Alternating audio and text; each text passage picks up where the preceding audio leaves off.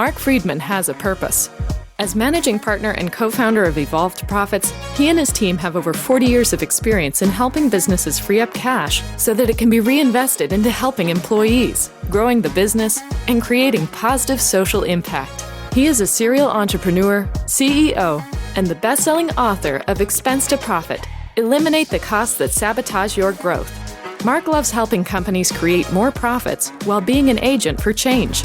This is his purpose, and in an effort to help more companies and more people, Marc, along with co-host Yanik Silver, author of Evolved Enterprise, bring you Profits with Purpose, a podcast that aims to do just that. On the show, Marc and Yanik talk to successful corporate decision makers, exploring valuable lessons learned, experiences in growing a company, ways to reduce expenses, and all the ways a company can have a positive social impact. Join us each week and get in on the discussion so we can all have more profits with purpose. And now, here's your host, Marc Freedman. Welcome to Profits with a Purpose. Today's guest is Joe, and he is the CEO founder of Potomac Companies and ComHR. ComHR is a full-service human resource outsourcing business that offers a full suite of custom services that relieve the day-to-day stress of business operations. They serve companies in ranging industries, from legal practices to physician practices, from financial service firms to government contractors, as well as associations and nonprofits. Joe's a lifelong entrepreneur, started his first business at the age of 12 in Manalapan, New Jersey. He's an active member of Association for Enterprise Growth and a founding sponsor of Executive Leaders Radio. He enjoys helping other CEOs and local businesses connect and collaborate with fellow leaders. He's a longtime philanthropist for the Brain Tumor Society, as well as the Leukemia and Lymphoma Society. Joe attended Carnegie Mellon University. He graduated from Rutgers University with a Bachelor of Science degree in economics. He resides in Rockville, Maryland, sometimes Florida, other times, with his wife, Pam. Joe, welcome to Profits with a Purpose. Well, thank you, Marc, for having me, and Happy New Year to you. Yeah, you as well. Your passion is helping employers change their mindset from crisis management to crisis prevention. And let's go back a little bit about your background, and let's talk about your entrepreneurial spirit and where it came from with your original business of washing windows at the age of 12 in New Jersey. Tell us about Joe's window washing service. This is true. Our tagline was, "Let the sun shine in." So I did start a window washing business when I was 12. Most of the kids were doing lawn services. And the way it happened was we lived in suburbia outside of New York City, about 45 miles out. And one day my mom came and said, "We have a project for you, and projects you get paid for." I said, "Okay, what's the project?" She says, "Wash all the windows." I said, "Excuse me?" She said, "Wash all the windows, all the storms, all the screens, the sills, and not one drop of ammonia will end up on my carpet." I said, how much am I getting paid? She said, $2 a window. I said, "How many windows do we have?" She says, "Go count." And I did. And I made $48. It took me 2 full days. I said, "Well, if I did that 5 days a week, that's $120. I said, "Well, no, I'll do it 6 days a week." Wait. If I hire somebody and pay them 50% of what I get paid, I'll make $192 a week. I like that number. And Joe's window washing service started. By the time I was in my late teens, we worked all summer long. I would earn more money than my friends' parents.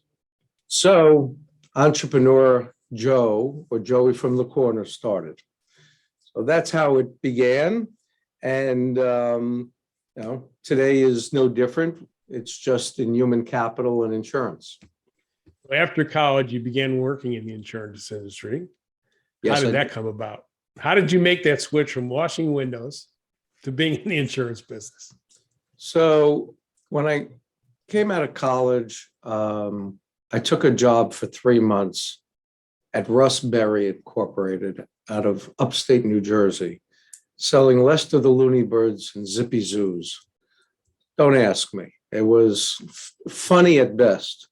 And it was basically a route sales. And because somebody that I was washing windows said, you got to come work for me. So the end result after that was I realized that wasn't for me. So I interviewed with about 40 or so companies. About 6 or 8 of them were insurance companies, and I went to work for Equitable Life. The reason I went to work for Equitable Life was very simple. My manager at the time, who interviewed me, down in Manasquan, New Jersey, which is the Jersey Shore, in case any of your listeners were thinking about it, said, do you have any questions of me? I said, yes. What is my restriction in terms of selling? They says, none. You get a license in New Jersey, there's no territory. You can get non-resident anywhere in the country. I said, great. Who's the top salesman and how much did he make last year? Very simple. He answered, in our agency or in the country? I said, both. Mac Cruz was the agency. He made $384,000 in 1984. And Don Bryant Jr. made $22 million.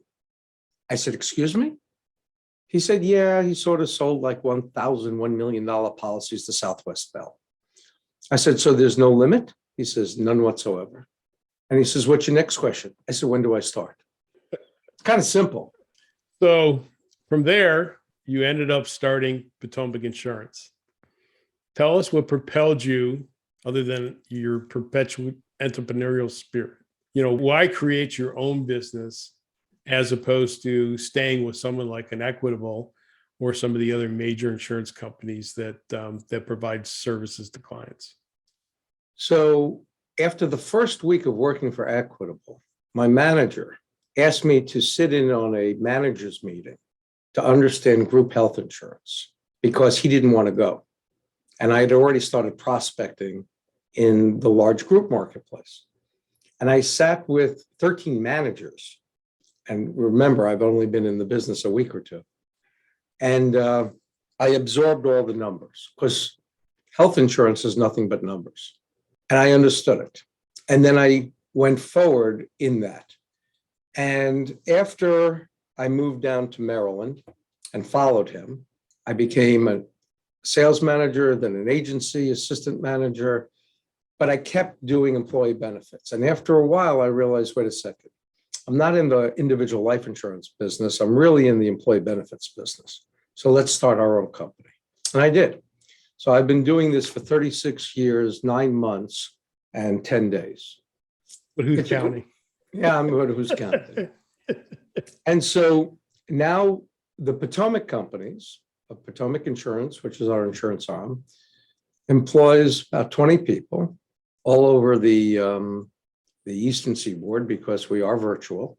We have now 4 kids in the business because I have kids and son-in-laws. And we've expanded that outside of the employee benefits realm because a year ago, 9 months and 10 days ago, I launched Calm HR, and we officially launched last year. So we are doing human capital, payroll, compliance, HR, workers' comp, retirement, executive benefits, every facet of finance and insurance that touches the belly button that is in an employer's realm, and try to simplify to make their lives easier and remain calm. So been in the insurance business for over 36 years, and now you start a second business. What was your big why for starting Calm HR? Did you say lie? No, why? Oh, why? W-H-Y. My Simon Sinek why? Your Simon Sinek why? So while I am a serial entrepreneur, I saw certain things in the marketplace. I saw an egregious industry in the sense of the big, large PEOs that obfuscate and create smoke. And I wanted to bring my subject matter expertise to the table. So we created Calm HR to simplify an employer's realm, to be transparent, to charge a fair fee for our services, and to partner with them and not be an adversary to them. In other words, if I have your back office ratcheted down, all electronic, everything on your phone or tablet or computer, and we've got your life simplified, then you can do what? You can go about your business building it. Or if it's a mission and it's a nonprofit, then go do your mission. But you don't have to worry about all the widgets. You don't have to worry about all of those processes because we've ratcheted them down for you. Very interesting. So is there a core culture that you try to foster in each of your businesses, and how does it contribute to the success? Well, the culture is a familial culture, one that we take care of our own and we walk the walk. And we walk the walk for our clients. So if we do it for ourselves, then we can also do it for our clients. So while our culture is one of inclusion and respect and kindness, we also set the expectations of ourselves to always do better, to be honest, to be transparent. And let's face it, there's only one perfect person that I know of, my father. He told me so. He says he doesn't make mistakes. He knows everything. So therefore, we all are not perfect and we will make mistakes. And therefore, we allow latitude. And when you do that and you're honest, you don't walk on eggshells, and you openly communicate, then whether you make a mistake with a client or with your own internal staff member, or they to you, you own up to it, you dialogue about it, and then you say, how can I be better? And so our motto is something that I trademarked about a decade ago called KISS. And KISS, while let's face it, Gene Simmons owns everything KISS. KISS was my first concert in 1975 at Madison Square Garden. But this KISS is not the keep it simple, stupid type of KISS or the KISS rock star KISS. It is keep it simple solution. You can apply it to anything in your life. So as Kenny Chesney says, stop the noise, enough noise. We all have it. So apply a simplicity to all of the processes so that you and your staff can do what they're there to do. Not to worry about, did so-and-so sign up for the health insurance, or this one has a claim issue, or this one said boo to the other person on an HR issue. Respect everybody. Keep everything locked and loaded, and then keep it simple and move forward. As Rocky would say, one step, one punch, one round. And that's from Creed, by the way. So you service a wide array of industries. Are there Correct. challenges that businesses face that are common, regardless of the industry that they're in? And what does every business owner need to look out for? Oh, those are two loaded questions. So it doesn't make a difference if you are a nonprofit, a legal firm, a physician practice, a government contractor, or you're a roll-off company, a trucking and roll-off. You still have belly buttons that work for you. And those belly buttons have needs, and they need structure as well. So everyone needs health insurance. Everyone wants a retirement plan. Everyone wants to be covered by workers' comp properly and life insurance, some more than others. And it's about clearing out the brush and keeping things simple. So while we give everybody that we work with a handbook that is baked by location, so if they have an employee in another state, it changes for that employee ever so slightly. And so our goals are aligned. Any client that we pick up has the same basic inert goals. And Your second question was, and because I talked too much, I forgot about it. So what does every business owner need to look out for? Pitfalls, hidden obstacles. So we just did a review with a client. They happen to be the second largest legal association in America. And they also made us an affiliated group for their members, which is over 100,000. There were 47 compliance things that we went over with them. 47. Now, whether the federal government or the local government decides to make it 48 tomorrow or 49, we stay on top of those things. So you don't know what you don't know. And when the knock on the door comes, it's too late to say, oh, let me do that. So take it from me, simple is better, transparent is better, and electronic is better. So we don't use paper. Everything is checked and balanced electronically. So what would I suggest you look out for? The things you don't know, and just let your mind go wild. I can pinpoint things, but that's depending upon how much time we have, wine or bourbon, and snacks. So proactive is the solution that you're talking about. Correct. Rather than reactive, because reactive is too late. Very interesting. You're also a very active mentor to other business owners and decision makers. What prompts you to share your time, your expertise, and what you've learned with others? I would say it's all about paying it forward and helping people, because I become better at everything that I do by sharing. Sharing is caring, but if I can help somebody along the way, I mentored a gentleman who's younger than me. He's not a client, by the way. He might become a client this year after knowing him for 6 years. He's been on my radio show a couple of times. I've offered up guidance. We've gone to lunch a couple of times. Why do I take my time to do that? Well, my wife would say, focus on what pays us. And I said, that also pays my soul. It pays my knowledge base. It pays my friendship. It pays my ecosystem.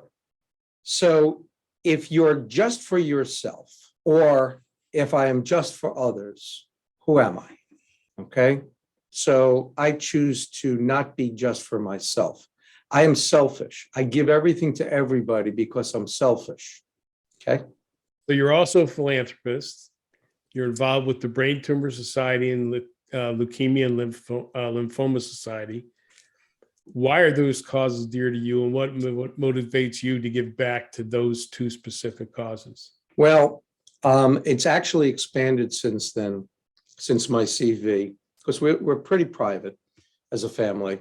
The Leukemia Society, the LLS, was because my father-in-law passed from 4 different cancers 11 and a half years ago. So it's very near and dear to our heart.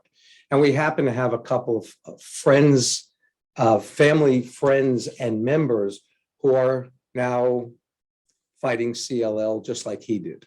Where we really focus now is Children's Hospital of DC, Children's National Medical.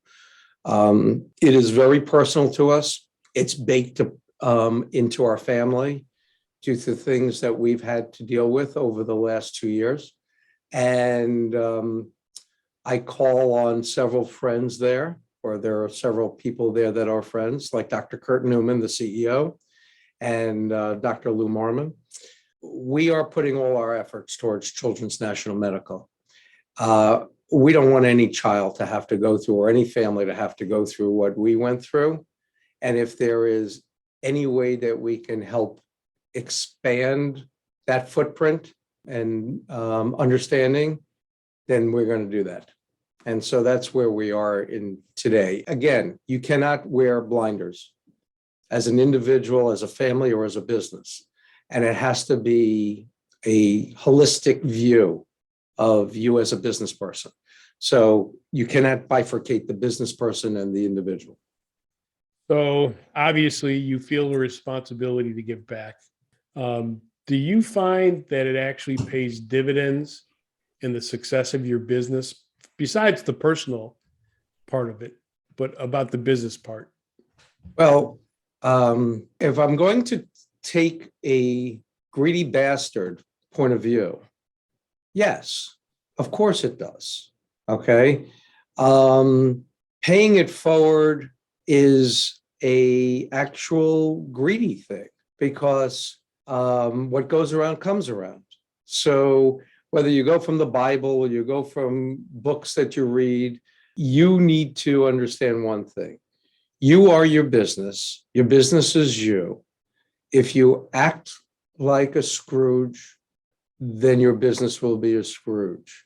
If you act with generosity, then your business will be generous, both in giving and in receiving. And I don't care if you're religious or not, okay? And it is a fact that when you give, you will receive. It just depends on when, and you don't know from where, and you should never expect it. And if you go with that philosophy and you give freely, your business life will be overflowing. So a couple more questions. What's the best piece of advice that you've ever been given? That's great. What's the best piece of advice I've ever been given? I have two of them. One came from my wife, my Grecian goddess. She said, shut your mouth and open up the two ears. You have one of those and two of those. Figure it out. So listen more, talk less. This is very hard for me. I fight with myself all the time. I'll be talking and talking and say, shut up, listen. And the other one was a piece of advice when I told my father, we were walking in our front door at 13 Scott Lane, Englishtown, New Jersey, which is in Manalapan. And I said, yeah, Dad, I'm going to work for Equitable Life selling insurance. And he looked at me. And well, I know he wanted to wring my neck. He wanted to hurt me because he said, let me understand this. You could have been a doctor, you could have been a lawyer, you could have been a freaking rocket scientist, but you want to go sell insurance. So now the anger is up to his nose and it's creeping up to his eyeballs. And he said, well, our insurance broker is a millionaire. Go with God's speed. Go sell the whole freaking country. I hope one day you pay $1 million in taxes. I said, why would I want to pay $1 million in taxes? He said, think of it. If you pay $1 million, you get to keep $1 million back in those days. I said, oh, okay. So I want to pay a lot of taxes. Yes, go pay a lot of taxes. So there was the business. He was not happy that I wasn't going to become a doctor or a lawyer or something else. Go be an insurance salesman. Go ahead. I think you made the right choice. I think so too. Is there anything that I haven't mentioned that you want to touch on? Well, I have only 426 things I could give you, and it would take a lot of time. And I said it earlier that you don't know what you don't know. If you want to, I have various trademarks on funny different little quips. I gave you the KISS, okay?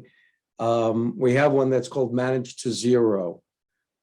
We have one that's called Cover Your Assets Compliance, CYA compliance.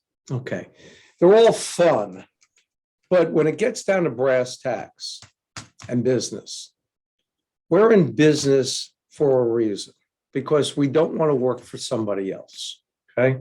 But I do work for somebody else. I work for my business.